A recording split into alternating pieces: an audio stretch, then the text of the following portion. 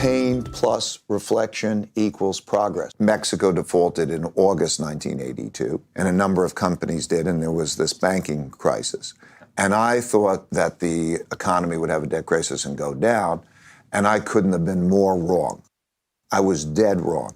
And I lost money for me, I lost money for my clients. Bridgewater was a small company then, about, 8 or 10 people. I had to let those people go. And I was so broke that I had to borrow $4,000 from my dad to pay for family bills and things. And so that was a very painful experience. But it turned out to be one of the best experiences that ever happened because it changed my whole approach to decision making. It gave me the humility I needed to balance with my audacity. It made me think, how do I know that I'm not wrong? And that brought me, changed my whole decision making process. That decision-making process meant that I would try to find the smartest people I knew who would disagree with me so that I could understand their perspectives. I would do triangulation. I went to diversification. I did a number of things that significantly increased my probabilities of being right. And so when I'm making decisions, I think it's a combination of being able to have audacity or the willingness to take risks, and then also that notion of the fear of being wrong so that you can take in the best thinking and raise your probabilities of being right by taking things in. And I really learned that whatever success I've had in life has had to do more with my ability to know how to deal with my not knowing than even the things I know. So that changed everything. It meant that I wanted to create an organization that was a real idea meritocracy. So in other words, I wanted to bring in the smartest independent thinkers to disagree with me so that we could disagree well. And that developed a unique culture. Yeah. So you need opposing views. It's enjoyable because, first of all, by seeing through everybody's eyes, it's exciting. It broadens your view. You get most people have a narrow view and they can't get out of it. That's right. It's an animal behavior. Somebody goes into a restaurant and they say, I like the food. Then the other person would be reluctant to say, I don't like the food. Is that a fight?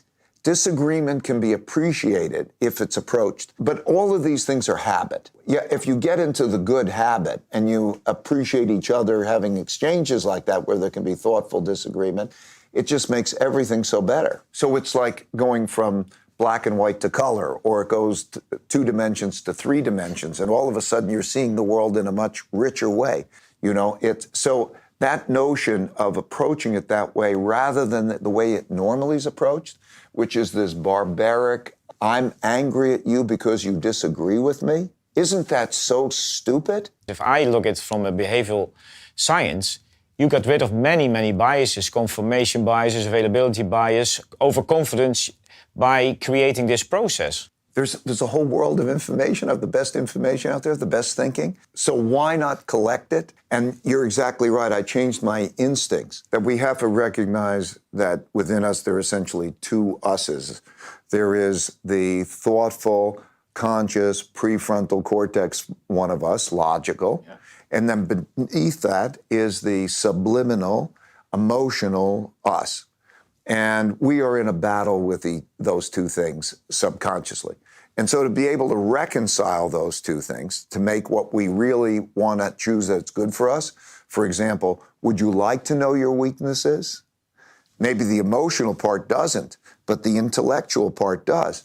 And if you get into that habit of saying, I want that, it actually becomes pleasurable. So your success is due to your principles that were created because of things that went wrong and went right. So you learned, you put it down, you wrote it down, and you created a firm around it.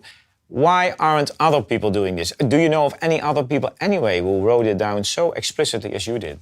I would recommend to anybody sit down when you're making a decision and pause. Maybe it's the moments after making it. Maybe it's the time of making it. And write down the criteria that you're using to make those decisions. And if you can do that and you get a log, it'll have unexpected, invaluable consequences. Do you never think if everybody was Ray Dalio, then the world would be chaos? And Ray Dalio would be in a terrible situation because I need to rely on people who are strong where I'm weak, right?